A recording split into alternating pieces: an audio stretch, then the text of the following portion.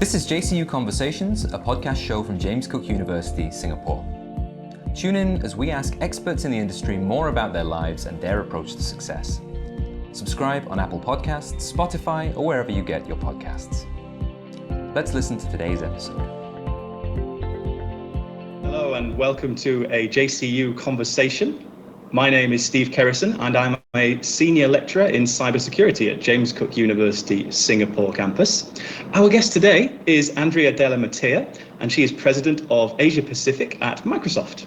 With over 25 years of experience in the technology sector, Andrea leads the organization's strategic direction and operations in the region, supporting digital acceleration across 15 countries. An advisory board member at James Cook University in Singapore, Andrea is also a JCU alumna, where she was awarded an honorary doctorate in engineering. Andrea, thank you so much for joining us for today's conversation. Thanks, Steve. I'm really excited to be here with you today. Okay, so I know people who've seen the previous podcasts have had us in a room together. This one, due to circumstances, mean we're online. I think that's very appropriate, given that both of our disciplines are very IT and digital technology focused, so that's great. Speaking of which, you have obviously a prolific career in tech. So what inspired you to get into that and study an engineering degree at university? So, look, it's certainly been quite a journey. And I think if you'd have asked a younger, Andrea, would I imagine myself to be in the tech industry and where I am today? Honestly, the answer would have been no. For me, at that point in my career, I was really focused on actually building out a career in engineering law. And I'm obviously a very proud alumni of James Cook University. Had a fantastic experience at James Cook back at the Townsville campus, and I can even still remember my first day actually going to campus and walking into this really large lecture theatre and seeing this sea of kind of young hopeful students. And at that time it was very much a lecture hall with a lot of young male hopeful students and not many females in the room at the time. And I remember the lecturer saying, look to your left, look to your right, and at the end of this degree, only one of you will be here. And in hindsight, I think he was right. Back then, that dropout rate for engineering was actually pretty high. But equally on my graduation day, really pleased to see that the majority of the females were all there as well. So for me, I found myself relatively early in my career. I was given the opportunity actually to join a startup organization. And this was before we talked about the tech industry, and we talked here a little bit more about, IT, and it was just in the very, very early stages. And this was a young entrepreneur who was building an organization in Australia, and I was given the opportunity to be the first employee in Queensland.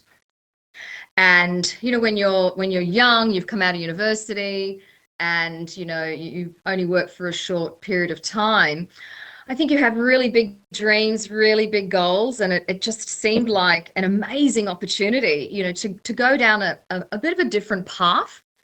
And to be honest, that really was the start of my foray, ultimately, into tech. And I thoroughly enjoyed everything that came with building an organization, working in a startup environment. And from there, I just had, a number of different opportunities to work for larger organizations and publicly listed, organizations. And then the opportunity to go work overseas in the North American market. And I think, as they say, the rest is history. And here I am today now working at Microsoft, this incredible, purpose-fueled organization that, where we really strive to make a difference in the lives and the people in the communities all around us today. That's a very interesting story. I think it's nice that, you've worked around the world. You've worked from small businesses, helping build them from, their kind of embryonic forms, and then, into the position that you have now. And one of the things that businesses of any size and people in any community are benefiting from now is tech, and especially currently artificial intelligence, which is really quite amazing, right? Look, you're absolutely right. I think it's no secret that today AI is arguably one of the most transformational technologies really of our time. And we're seeing AI fundamentally change how we live, how we work, how we solve problems, and how we, look to make progress across industries, and across countries. And when you take a step back and you really think about the enormity and the potential of AI, it really is immense. But the power of AI doesn't just lie in its capabilities. It's also about how we apply AI responsibly and of course, ethically, to really make a difference in people's lives. And that's actually what we're really seeing right now around us. In fact, today, 3 in 4 knowledge workers, so 75% of people are already using AI at work. And we're seeing those who use AI extensively, which, we call them the power users, they report that AI is making their workloads more manageable, it's enhancing creativity, and really helping them focus on the work that truly matters for them. And these are just a couple of examples of how AI is helping people every day. Maybe to give you a couple of examples kind of closer to home. Yeah. Organizations like CapitaLand, I'm sure we all know CapitaLand very well, probably been into their malls, right, around here in Singapore. It's Christmas coming up as we record this. Exactly. So, a lot of shopping going on. So they've actually reported saving more than $1 million in operational costs and more than 10,000 man days annually, thanks to AI-driven efficiencies. And maybe going a little bit further out of Singapore, in Indonesia, Telkomsel, the nation's largest telco, they've implemented an AI-powered chatbot. It's actually called Veronica, and it's actually pretty astounding. They're achieving a 93% success rate in customer interactions. And for them, that's translating to a $4.1 billion in local currency savings just in the first 45 days. So you think about these, extraordinary outcomes. It really is showing the proof of tangible value that AI, can deliver. We're actually hearing that the average return, so the return on investment, for organizations implementing AI is about that 14-month mark. And we're also hearing for every dollar invested in AI, companies are seeing about a $3.50 return. So that just gives you a little bit of, the sense of scale. And maybe a little bit of research that you might also find interesting as well. IDC did a study in this year, actually, and 8 in 10 organizations are currently using or planning to use or invest in Gen AI technology in the next 2 years. And these organizations are starting to see the tangible ROI and impact in areas around new business models, new products and services, and, for some, improved retail ordering, streamlining, manufacturing. But equally, there's also a critical challenge. And we're also hearing 52% of organizations have reported that the biggest barrier to adopting and scaling AI, and I think this is really relevant for a lot of the people that might be listening today, is actually the lack of skilled workers, right? So it's the capabilities and the capacity, right, in these countries. And that's why we're seeing this surge in people upskilling and really focusing on developing, AI capabilities. I see. Yeah. And LinkedIn actually has seen a 142 times increase in the number of members that are adding AI-related skills like Copilot and ChatGPT. You see a lot of it on the LinkedIn profiles. feed. Yeah. We do. And it's not just the tech professionals, Steve. We're seeing non-tech professionals also really embracing AI with a big uptick in participation in learning courses as well. So, and even outside of Asia, even in Australia, there's some research by the Tech Council that's predicting that, AI could create up to 200,000 new AI-related jobs by 2030. So again, that just gives you a little bit of a feel of the enormity of the potential And where, particularly for students, right, out there today who are thinking about where they might want to take their careers, may want to think a little bit about. I think transformational is what doesn't quite do it justice, I would say. And also, I'm not sure if I could describe myself as a power user of AI or not yet. Certainly a user, but am I in the power user category? I like to think so, but maybe not. But you're thinking and speaking about not just the technology side of things and of course the business side of things, but it does all come down to people. And so I understand you are quite an advocate for the people of tech, and in particular inclusivity in tech. So I'd like to hear a bit more from you about what you have done over your career and more recently in this particular area.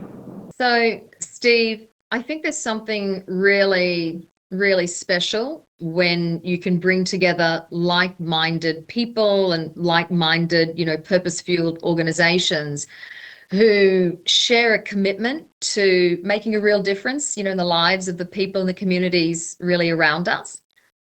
And I think it can be a real important reminder of the power that we can have when we come together with purpose and a shared vision. We've been really fortunate actually to collaborate with some incredible organizations around the region to turn this belief or this inspiration really into action. And we remain really committed to equipping millions of people across ASEAN with the AI-related skills, that they need really to thrive in this digital-first world. And thanks to some of these partnerships, we've been able to help train underserved youth, job seekers, people in mid-career, and females wanting to build out their capabilities in AI, data, and cybersecurity. And we also look to support to fuel the pipeline of future talent. So we've also partnered in the Philippines, for example, to help prepare more than 1 million students, so K through 12, to help them be prepared for the digital future and also by collaborating with the United Nations Development Program to help deliver AI-focused, work readiness training to more than 570,000 underserved youths in Indonesia, Malaysia, and Vietnam. But one of the reasons that we also launched a program called Code Without Barriers is I think it's really important just to recognize the persistent gender gap that we see in the tech industry. And we launched Code Without Barriers, which is a program to really help focus on female developers, founders and communities, so that we can drive inclusive growth across our countries. And It's been amazing to see how many organizations, both public, private, customers, NGOs and government, who've also come on board to support the program. Another program we launched specifically around helping people with disabilities to develop the skills that they need to be successful in this digital first world and also to find employability is the Microsoft Enabler program. And this program actually started right here in ASEAN. And I'm now really proud to share that it's going global. So we're taking this now, around the world. And again, it's thanks to public-private partnerships, NGOs, governments, agencies, again, like-minded people, like-minded organizations who really want to have take advantage of the opportunity to empower everyone.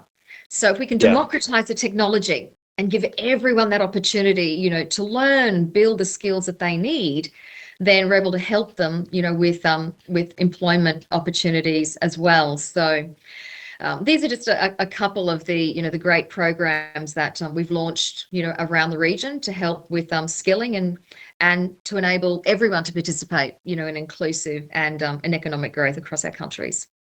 Yeah, so Code Without Barriers, I think worth people checking out there. And I'll just reflect on what you said towards the start of our conversation with regards to the gender ratios in classes. It was the same for me when I did my degree. I did an undergraduate degree in computer science, and we're talking a handful of female students amongst 100 males. And even in my time at university as a student, I saw that gradually change. And now as a lecturer, I see it. The ratio is better, or it's heading in the right direction. So that's great to see. So maybe Steve, perhaps let me ask you a question then, given that let's flip things around. Your experience. So you obviously specialize in cybersecurity, incredibly hot, in the news right now. But equally in the news is responsible AI. So I'd be really interested to hear your take on cyber and also responsible AI. Yeah, so I think one of the things I try to explain to my students and to people who might be thinking about becoming a student with me is cybersecurity isn't just about hacking and doing evil or trying to prevent evildoers, right? There are other aspects to it as well, like essentially keeping the lights on, keeping the systems working, because it's the technology, as enabling as it is for all the kinds of people you were describing. If it's not working, then they can't benefit from it. And as a company, if you're offering that tech in your services, if you have a problem with it, then you start losing money. So keeping everything working, as well as respecting people's privacy, as well as keeping people safe from attackers, keeping businesses safe, all of these things kind of need to be combined and considered. What does that have to do with responsible AI? Well, one of the things I teach is how to hack ethically. Right, so ethical hacking, which is one of the more interesting topics that students like to hear about. And of course, we learn all the terrible things you could do as a hacker, but also how to kind of test systems with companies, with businesses in ways that's not going to harm them, but is going to help them understand how an evildoer could come in and cause that harm, and then for how they can avoid this problem or try and reduce the chance of it. And I think AI is another good example of that, right? It's another very powerful tool. We don't completely understand everything we can do with it yet, but we have precedent in other areas of tech and engineering and other disciplines and business, how to move forward responsibly, being as transparent as possible. I think that's one of the issues with AI is attribution, accountability, and this. We're still kind of feeling this out a little bit.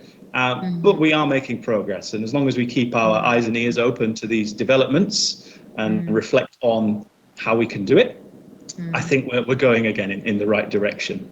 Yeah, I don't know. Do you kind of see it a similar way? Look, we do, and I think that's one of the reasons why, if you're a student today and you're thinking about not just the degree that you're studying, but the subjects, we really encourage students to look at a broad variety. I think we're going to, at some point, maybe not specifically right now, but I think we're going to see coding, for example, almost bleed into the curriculum of every discipline. Right? That a university, all of the subjects, all of the courseware that a university provides. I think we will see more even multidisciplinary degrees, over a course in time. I think when we all went to university, it was very much, this is the discipline and all of the subjects are very much aligned. I think we'll start to see that. I think we'll start to see that change a little over time. Well, so many parts of business and life need maths, and coding helps you do maths quickly. You now have more time to do other things, right? It's just an obvious connection to make. Yeah, I agree with you on that. So keeping with my cybersecurity discipline for a minute, if I can. So at Singapore campus here of James Cook University, we have students from a number of ASEAN countries enrolling on our Bachelor of Cybersecurity degree. So that's an undergraduate degree specifically crafted for cybersecurity. It's like a combination of IT and specialist cybersecurity subjects. Now, people might be concerned about what that studying a degree like that means for their future prospects. Right now, there's a little bit of uncertainty in the tech sector, or people might feel a little bit of uncertainty, especially for the younger folks. So what advice could you, as someone who's probably been through various events and interesting goings on in the industry over a couple of decades, what would be your thoughts and advice regarding that for the potential future cybersecurity practitioner? So Steve, we really feel strongly it's an incredibly consequential time to be starting out in cybersecurity, particularly here in ASEAN. If you look back just over the last few decades, we've seen three major innovations, and they've really transformed the digital world around us, right? So, the internet, cloud, and now AI. And the reality is each of these have opened up extraordinary possibilities, that goes without saying, but they've also introduced new challenges, and that's where cybersecurity comes in. We know that cyber threats will continue to evolve, and exactly as you've just shared. And the reality is, we, people and organizations, must, continue to evolve as well.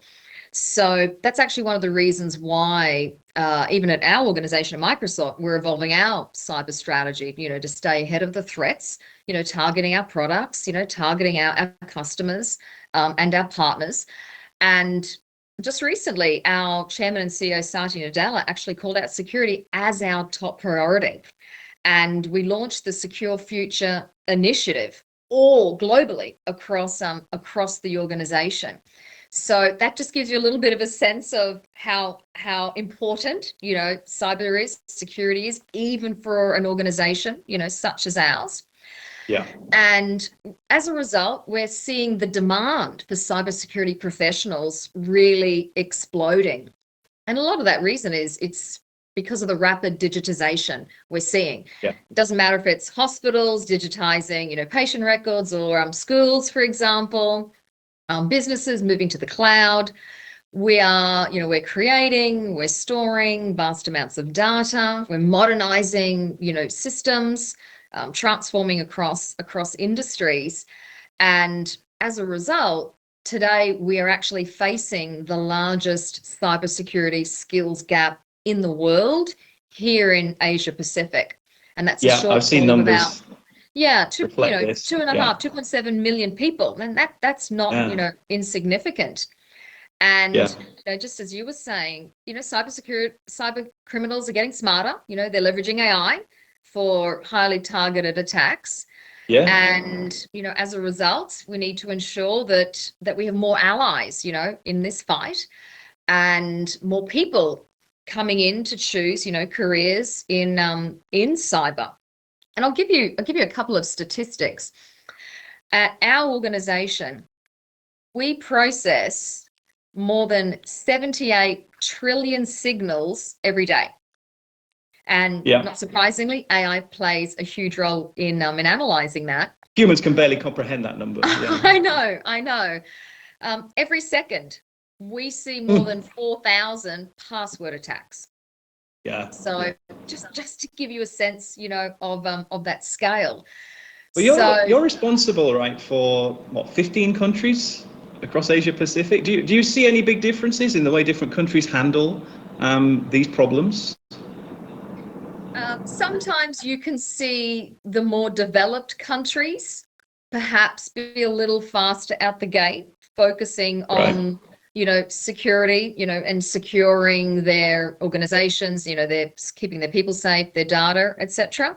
But to be honest, even in a lot of the emerging countries, we're seeing a really big focus around, cyber as well. So if I'm a student today, think about studying cloud, IoT, zero trust, is whichever country you're area. from, the opportunities Exactly. are there, right? Threat intelligence analysts, you're going to see on the rise. Incident response, forensics, going to be on the rise.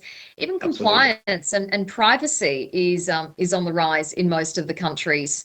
And obviously, let's not forget, the role of AI and machine learning in cybersecurity as well. So it's a great time to be building out and developing skills and capabilities in cyber. That's a great positive message. Thank you for sharing that. And you were talking about what the younger people should be thinking about. So let me ask you this as a closing question.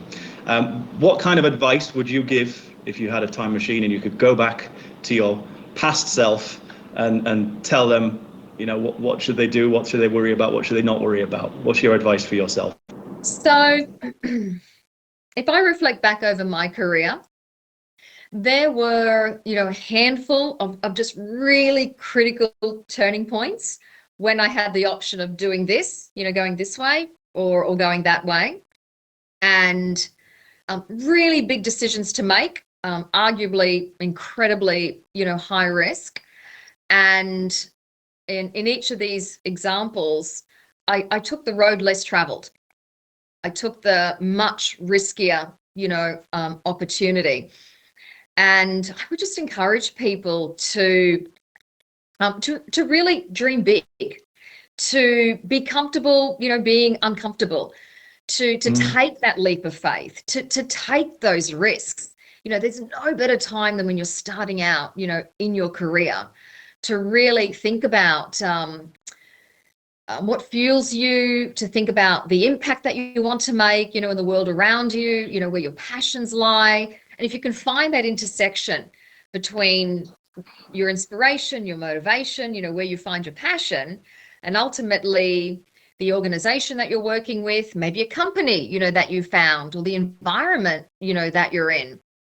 For me, I think that's where the magic lies. If you can make an impact both in your professional career and obviously, your personal life, I think that can be pretty magical. So, go out there and conquer the world. Your time is now, and you have the world at your feet. Well, I think, Andrea, your past self didn't need that advice, because you've done exceptionally well, and it's great that you have ties to James Cook University. So thank you so much for joining me today for this JCU conversation. It was a great discussion. I found it interesting. I hope our viewers and listeners did too. Thank you for being with us. But if people want to find out more about what you do, where can listeners find you online? Oh, great question. So first of all, obviously LinkedIn, Andrea Della Mattea. And also I would encourage you to spend some time on Microsoft.com, and then you can learn a little bit more about what we're doing around the world. And thank you for the opportunity to join you today, Steve. It was a pleasure. Thank you everyone for listening. And again, thank you, Andrea, for joining me.